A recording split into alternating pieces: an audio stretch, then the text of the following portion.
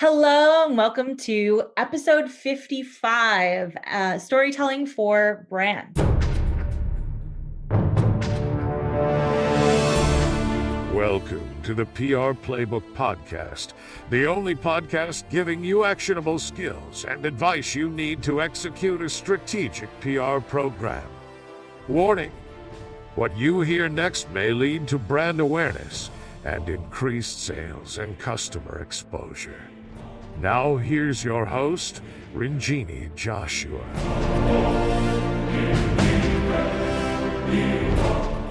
Hello, and welcome to episode 55. Today, I have joining me Megan Alba, account director with the Silver Telegram and content curator. And we're going to be talking about storytelling for brands and how important it is. And this is kind of our first go at a video, so excuse us for the weirdness. We're just trying to get used to a new format. But yeah, hi Megan, how are you doing? Hi. Thank you for having me on today. I'm excited. Yeah, no, I'm excited as well. It's nice to have another person on talking about the same things that I'm talking about. So Megan has been working with the Silver Telegram for what, like 4 years, I think? 4 or 5, somewhere in there. Something like that. If you can just move closer so we can hear you a little bit better, that would be good. Sorry, I know you're like all relaxed in your green chair there. My favorite green chair having a conversation. Green chair conversations. We'll take a little bite off of Jada Pinkett Smith with her red table. So storytelling for brands is pretty important, especially when we're talking about public relations and building our narratives to tell the media. So we wanted to talk about like kind of some key tips on how to develop a really good story and storyline. And you're going to do this many times when you're a startup or any kind of brand, really. So you're going to do this over and over and over again. And typically we usually have 3 or 4 storylines going at the same time, obviously, when we're pitching to the media. But I would just love to get your feedback on getting started and how to create a storyline and, how some people can start thinking about stories and what they should be including. So how can we get started when we're developing our storylines, or how do we do it, I guess? Absolutely. So before we jump into that, what I will say is that, a lot of, I think our clients come to us and say, well, I'm not a storyteller. And the truth is that everyone's a storyteller. And I like to say everyone has a story worth sharing. You're telling a story every day. What we're doing is helping you to learn how to manage that narrative, how to recognize and manage that narrative in your own life. And so what we're teaching today can apply obviously across marketing and PR, but personally as well, your own personal brand. Yeah. So when we talk about storytelling, really the first thing to start with is the main idea and to build it out from there. So sometimes the best thing you can do is to get back to basics. When you're in the middle of launching a product, when you're in the middle of starting a new brand, starting a new service, there's so many different things going on that oftentimes you feel pulled in many directions. And sometimes you can lose sight of really the heart of the matter. You can lose sight of the nugget that spurred all of this to begin with. So what I recommend a lot of times is go back to that main idea. What is it? What problem were you trying to solve? What issue were you trying to address? What was the main idea, the golden nugget, the light bulb moment that popped into your head and you said, I should do XYZ to solve this problem? Go back to that main idea, and that's going to be the heart of your storytelling point. I think a lot of people get like lost in like the verbs, right? Like this is the cutting edge or next generation or whatever. And they love to like hear that what they're doing is innovative or whatever, like we have all those like PR terms that we get sucked into. And I agree with you completely, like starting with the main idea, making sure it like, I always tell people, if you have a personal or brand mission statement, to make sure it like lines up with that. And it's like super direct. And I think that's like that is the best place to start, so that, you're always staying true to the voice of the company and like the goals of it, rather than getting lost and saying that you are the next generation or innovation or all these fun, buzzwords that we like to throw out there. So that's a great point. Great. So like we start with the main idea, we start fine tuning it. What's next? So I think that it's important to remember throughout to keep it simple. That's something that's really important. A lot of times, like you mentioned, people get into this and they're trying to throw around all these buzzwords and flashy terms. And at its heart, your communication should be simple. Someone needs to be able to remember what you said. As a matter of fact, you've said it several times in your book, call your grandma and tell Yeah. her tell her what you just wrote down, give her your elevator pitch, and if grandma can't understand, you need to go back to the editing table again. Yeah. So you want to do your research though. Once you have that main idea, do your research and see what other people are saying about that same topic. See what your competitors are saying. See what people are saying about similar products. If you're the first or a new type of brand, what are people saying about similar products? From there, you can find your unique value proposition. From there, you can find those words that not everybody else is using. And from there, you can see what other people are saying that maybe is confusing the conversation, and you can cut through that clutter. You can fix it while you're building your own stuff. Yeah. Yes, look at everybody else's communication problems and be the solution to it. I know it's not creative, but I always say like you don't have to reinvent the wheel. You can use the stuff that works and like get rid of the stuff that like trim the fat, you know what I mean? Yes. I think that a lot of people feel like writing and storytelling is this evasive magic like type thing, and it's really not. It's not necessarily following a formula, but there are guidelines and there are formulas that are there, and it's really just about keeping it simple and finding a way to tell your story that connects to someone's emotions at the Right. end of. Yeah. Yeah. I mean, I find myself like sometimes I like get overwhelmed when I'm like trying to write marketing copy or something like that, like what's going to land and what's not going to land. And you get so focused on that. And instead of just talking in the voice that you think maybe your audience has. So like kind of walking in their shoes, doing that whole exercise. And I think some of our best campaigns and best projects have come when we've been in the middle of it and suddenly said, "Hey, let's pause for a minute and make sure that everything is on point." And when we do that, we have those moments of clarity where we suddenly refine for the client, and that's when we really do see a positive response from the media, from their target audience. We get that burst of communication because we've gone back to basics. So don't be afraid. Whatever we're telling you today, don't be afraid to go back and do it again and again and again. And we're gonna talk more about that in just a minute. I know. Yeah, and Rian and I actually, Rian is another person we work with, and we just had to do that for another client, and we just had to be like, wait a minute, this is not landing. Like, what's going on? We know people should be responding. Obviously, there's a little bit of kerfuffle around all the news and current events, but we felt like there should be more of a response. And so we were like, wait a minute, let's dial it back and kind of like go back to the root of it. Again, like exactly what you said, like start with the main idea, simplify, and like been like, okay, who's going to be looking at this and why and when. And so we had to kind of regroup, but it's hard. Like when you're in the middle of it, it's hard to go backwards. You feel like you're going backwards, but you're really just refining what you're saying. Yes, you are. You're refining. Yeah, that's all I have to say about Yeah. that. So what is the next step? So now we've Yeah. started with the main idea. We've kept it simple. We're doing research on how others are also doing it, just to kind of build out the story a little bit. What's the next step in that? So your middle's always going to look different, but at the end, no matter what it is that you're sharing, you want to give a call to action. People want to be told what to do at the end of the day. So you want to give them some sort of action next step to take. I think here it's important to know it doesn't have to be go to our website and Yeah. sign up or go purchase my product. There's a whole lot of steps between the first exposure and the moment when they decide to purchase the product. And whether those decisions happen as micro decisions that cause them to suddenly purchase your product or service within 10 minutes, or Mhm. whether that's a longer relationship, you have to work them along that path. And so your call to action, you need to think about the way that you're presenting the information, the medium that you're using, whether that's a pitch to the media or a social media post or a blog post. Think about how the audience is going to be seeing this and interacting with it, and then think about what the next step needs to be for that particular piece of communication.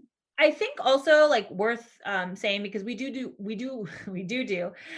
a lot of thought leadership campaigns, and I think one thing to notice when you're doing stuff and building storylines for thought leadership, the call to action might just be, excuse me, for someone to think about something. It doesn't, like she's saying, it doesn't have to be, and we were talking about products because we work with so many, but it could be about thinking about something, joining a group, backing a campaign. It could be so many different things. So when we think call to action, make sure that you're thinking like broadly in a sense of like, what kind of emotion do you want to evoke for the reader? Like, and of course, what kind of action do you want them to take? But again, it doesn't have to be like a physical action, like buying something. It could be a mental experiment. It could be go meditate. It could be whatever, a number of those things. But think of it in a broad sense, not necessarily in the sense of like purchasing something, Exactly. purchase Because intent. what you're doing is you're building a relationship, but you're also building trust. You Yeah. want them to trust you enough to ultimately say yes to your big ask at the end of the Yeah. day. Yeah, exactly. Exactly. And that's after you've done a bunch of these storylines. It's like, then you're pulling all of it together across your different, social media, blogs, like you said. Okay. So we have a call to action, and that's obviously not last but not least, I guess. Last, kind of, yeah, it's last and it's kind of next to last. So writing It's is really a cycle. Yeah, it is. People think linearly with writing. It's actually just a big circle. It's a yeah, wheel. yeah, And yeah, so what you actually do after that call to action is you've got to hit publish. You've got to get it out there. You've got to send that pitch. You've got to publish that blog post. You've got to, get that Instagram post up. It can't just sit there forever. You've got to get it out, and then you have to take time to evaluate the reaction to that and see how it lands and whether or not it sticks. yeah. Yeah, I think that's really important. So just like I was talking about with our pitch, like we saw that it wasn't landing and we had to reiterate it, right? We had to like change it and just like kind of remove or trim the fat is like, I don't know Yeah, why I'm using that term so much, but so test and modify your whatever storyline you've come up with, and like don't be hurt. I think that's the other thing is like, right, you can't be sensitive when you're writing stuff like this. Some things just don't work. And for us, I mean, like I feel like I always tell people like being a PR person is like having a really deep lesson in rejection because we are yeah, always getting rejected, and learning how to kind of you have to be really resilient when it comes to PR. you Um, do. And it's not a glamorous job. It's a no, lot of taking no yeah, and, you know, getting right back at it. And like and you like said, it's learning how to get the yes. yeah, Yeah, yeah, learning how to get the yes. And that takes a lot of editing. And, as a writer, before I worked in PR, I knew I wanted to be a writer. And I can still remember those early days. It really stung to get yeah. an article back with so many red marks, so many Uh, red marks. Um, and just saying, you need to fix this, you need to fix that. But now that is invaluable to me because as someone who is pitching the media, as someone who is working with these brands, who is helping them to tell their story, you have to, in some ways, be ruthless with your own writing. You have to be able to, like you said, trim the fat, and you have to be able to look at it objectively. So when you send out, when you test something out and you publish it, if you don't get a big response, what I would say to that is just fail forward. It's not the end of the world. You just learned what doesn't work. So yay, you can cross that off your list and modify it and move on to something that does work. It's not a bad thing when you don't get a response. It's just helping you to go back and hone in on that main idea and that message so that you get to the yes. you'll never meet more positive people than PR people. It's true. We are hopeless optimists I because like I we like how you're like, if you fail, yay. you just learned another way that your audience does not connect, so just cross it off the list. Cross it Again, off it the goes list. back to Yeah, I mean, narrowing yeah, it you down. gotta stay tough. And my takeaways from most of my podcasts is follow up, follow up, follow up, right? Like it's always a follow up. And whether that means follow up with the media, follow up with your own pitches, follow up with your own writing, I think it's really important to understand this is a ongoing process that is going to improve over time. Yes, So yeah, I mean, you have to kind of stick with it.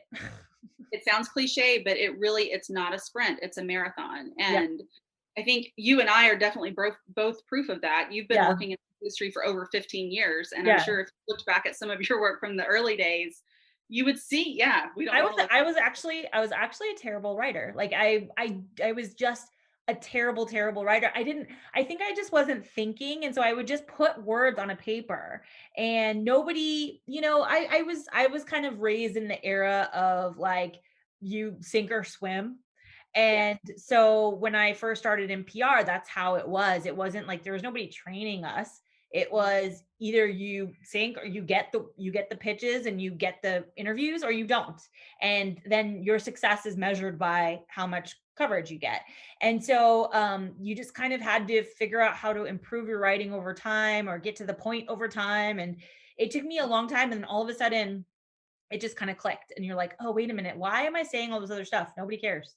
And I think also from interactions with the media where they've said, like, be direct, be personal, be concise, tell us what you want. It's, it comes straight from them. If you check out, like, if you stalk some of these guys on Twitter, they'll tell you, like, every once in a while you'll see a PR hate tweet that says, Yeah. like, PR people, please stop doing this. Like, read them and take the, and you might not be a PR person, but you might be a marketing person, or you might be trying to reach the media in kind of, in some way, everyone is a PR person to some degree, right? It's So true. so I think that whether it's building like your professional brand or your actual brand or being a part of an organization, whatever it is. you are always telling a story, whether you realize it or not, whether you're controlling the narrative or not, you're always telling a story. What is the, and I'm just throwing this out there for you, what is like the worst rejection note you've had? Oh gosh. Okay, I haven't gotten a whole lot of terrible rejection notes. Uh, Um, for me, usually the worst is when they just don't respond at all. I mean, the fact that, and I know we get that a lot, yeah, but especially when I've taken a lot of time to personalize something yeah. and I When don't you're like, yes, this is it. I made it. I have stalked your newspaper articles. I've looked through 2 or 3 different things. Like Yeah, I've read your last few articles and referenced them. And when I don't get a response at all, then I'm just like, "Oh gosh, like what I wrote wasn't even worth a yeah. no." Like Well, it's not no, even yes, that important. Yeah. And I think that's the harder one for me is when I yeah. just get a nothing, absolute You're like, dude, silence. I just spent 30 minutes on one pitch and nothing. Yes. Yes. And you can't even be bothered to tell me no, thank you. Yeah, and that happens. So I think that's important to know. That also happens. That happens to us. It happens to people that are young, like entry level. That happens to senior level people. I mean, it just happens. So it's just like, again, you have to take that with a grain of salt and be like, okay, well, either it was timing or it was something else. There's a lot of reason pitches don't land. And it's not just about your storytelling skill, but timing is a big one. Relevancy, if something else happened, like let's say you sent that pitch on the day that the Capitol was like, you know Exactly. that Capitol news came out where everyone was charging Capitol, then of course it's not going to be looked at. So I think that's also important to understand, is that there's a lot of And other factors. you never know what's going on in a reporter's personal life. You never know when they're being pulled to cover another beat. Yeah, There are those out there who say, I don't take pitches past 10 o'clock in the morning, and or I only take the first like 40 of the day and then I delete the rest of them. You don't know. Everybody has a different process. That's why we talk about following up. Follow up is so important because everything can't ride on that one email, that one yeah. message. Yeah, no, that's totally good. Okay. So just to reiterate the ideas that we have in this particular conversation. So we're talking about storytelling for brands. Start with the main idea, keep it simple. Do your research on other competitive brands or stories that are how they're talking, how they're positioning. Create a unique value proposition, like whatever's unique to you and your brand. Always have a call to action and test and modify, or and follow up, I guess is the last one. So like, keep those in mind while you're building your story. Storytelling applies to every part of the PR process. So whether it's just a pitch, whether it's thought leadership, whether it's content for your website, you're going to need this for a lot of different materials, marketing materials, anything. So thank you, Megan, for helping me with this podcast today. Yeah. It's always fun to talk about writing and storytelling. Yeah, so hopefully we'll have you on as a guest in the future podcast as well. But if you guys have any comments or suggestions on topics for the PR Playbook podcast, that's a mouthful, please email us at podcast@thesilvertelegram.com. Until then, be well and stay safe, and we'll talk to you next time. Thanks.